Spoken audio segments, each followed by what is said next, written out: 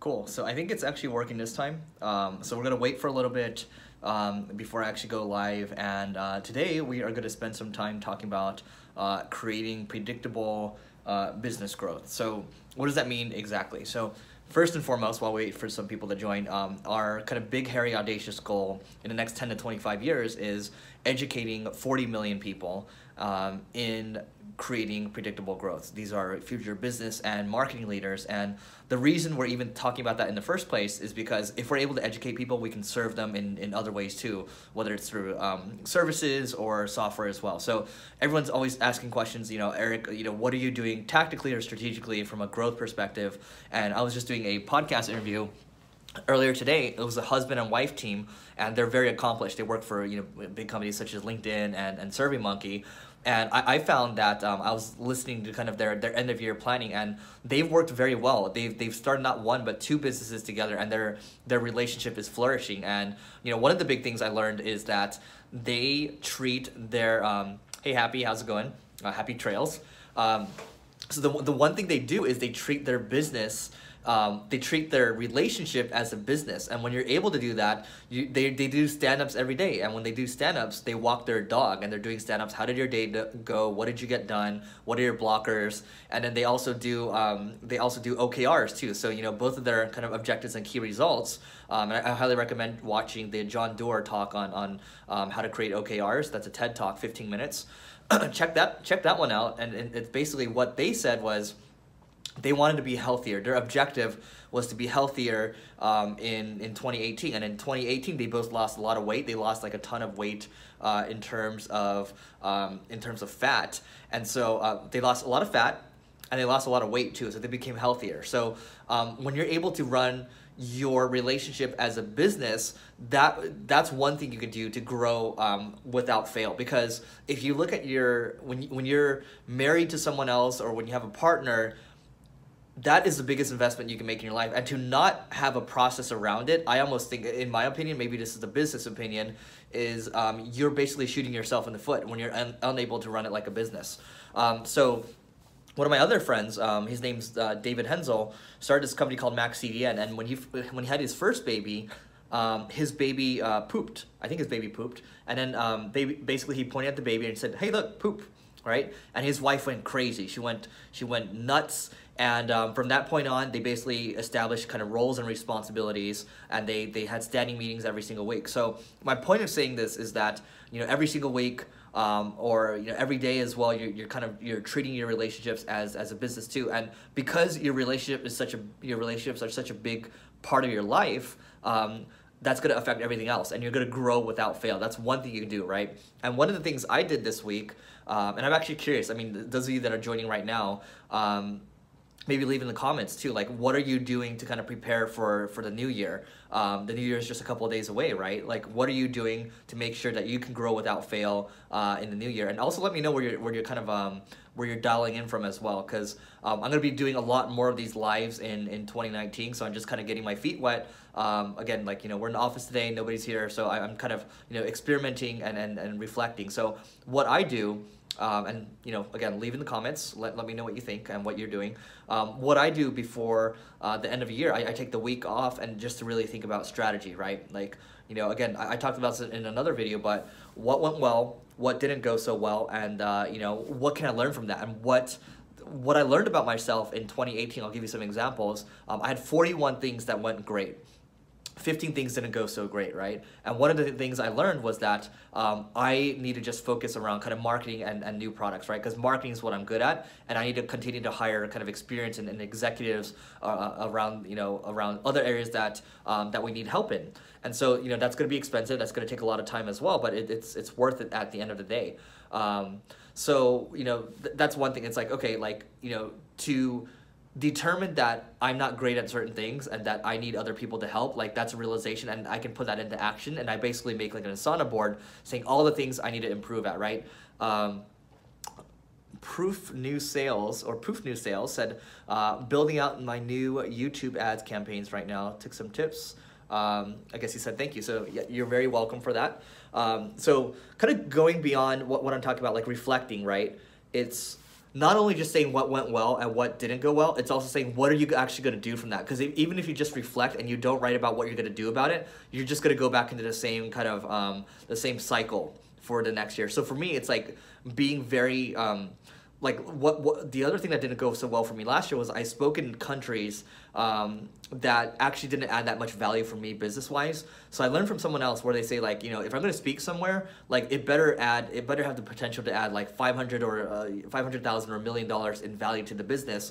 Otherwise it's not worth it, right? Because I spend like 7 days, you know, traveling, I eat poorly, and then also like I don't work out as much. So it's like I'm going to cut down on that, right? So a lot of what we're doing in 2019 is saying no to more things and focusing more on what's working already. Because, you know, what we found, I made this video for my team last week after our Christmas dinner. What I said was, hey, like I found out that like we can do anything we put our mind to as a team, we can do, like whether it's education, software, throwing live events. Like we've tried all of that in the last year, or kind of doing sponsorships as well. And they've all worked. Every single one of them, they've worked, right? And they all have a lot of potential, but it's more so about saying no. So a book I recommend reading is The One Thing, right? Focusing on that one thing that's really gonna help take you to the next level. And then continuing beyond that, like I made like a list of things I need to do for kind of Christmas break, right? Or you know, holiday break. It's like beyond just reflecting, it's also talking about you know, things that like I focused on, I have the podcast marketing school. It's like, okay, you know, we're planning out this education initiative for the next year. What do I need to do exactly? Who do I need to talk to? Also for the book I have coming out called Leveling Up, I'm also planning like a journal behind that, and also like, you know, some upsells behind it. And also a book is a very physical thing. Right now I literally just emailed a friend today, John Lee Dumas, who did the Freedom Journal. He's actually done the journal before, right? So instead of trying to do everything on my own, it's actually going out there and finding people that have already done it, reach out saying, hey, like, who did you use for this? How did you go about doing it? So that way I don't need to learn the mistakes on my own, and he's just gonna connect me with whoever is good on his side. So he's graciously decided to do that. And now basically I have, he basically created this book that has like gold kind of borders around it, and it's like a really fancy journal. It's like $40 or so, and I'm planning to add that with my book as well as additional kind of companion item. So planning out all this stuff actually takes a lot of work. Like I was planning this morning, I was like, oh my god, this is actually going to take a lot of work. Do I even have the time for it, right? And so even going before that, I made a war map. And this is following you can Google this, the Sam Ovens war map. You can actually download a template of that, and using that template, I have my whole entire year planned out. I have all my calendar, like my vacations blocked out, my travel blocked out. Each month, this is going to be the theme for this month, and then for next month, and I just keep you know, focusing on that every single day. That way, I'm not going to kind of lose track of things, right? So those are just a couple things you can do. And I think when you're able to plan this way, I don't think there's any way you can fail. Because I've looked at everything that I've done in the past couple of years. Like, you know, I just walked my friend into the office right now. And this has been the last, like, this kind of reinvigoration of my agency, Single Grain, over here. It's been about like 2 years, 2.5 years or so, and then, you know, now we are where we are, right? It's the same thing with my first podcast. It took a couple years to even reach, you know, $100,000 a month, and then that led to kind of marketing school, which gets about $800,000 a month. And then when I first started Single Grain, I had the original founder of Single Grain here in the office yesterday, and he was amazed by what he saw. But we also talked about when I first joined Single Grain, we're only getting 4,000 visits a month to our blog, and now it gets close to 200,000 visits. So my point is, all this stuff, like as you continue to plan, as long as you continue to stick with it and you know that you're working smart and you're not just working for work's sake, things are going to work out for the long term. So those are just a couple things that you can do to grow without fail. I'm curious to know, kind of in the comments right now before we hop out, you know, what else you're planning to do for the new year. And again, I'm going to do a lot more of these lives, so get ready. We're going to do them at a pretty consistent time, you know, in the new year. I think we're going to do them Tuesdays and Thursdays at 8:30 a.m. Pacific. So let me know what you'd like to see in the lives. We're going to do them on YouTube, Facebook, and Instagram at the same time. The topics that you'd like to see me cover. And cool. So yeah, we're definitely going to cover YouTube ads in 2019. Poof. So we'll definitely do that.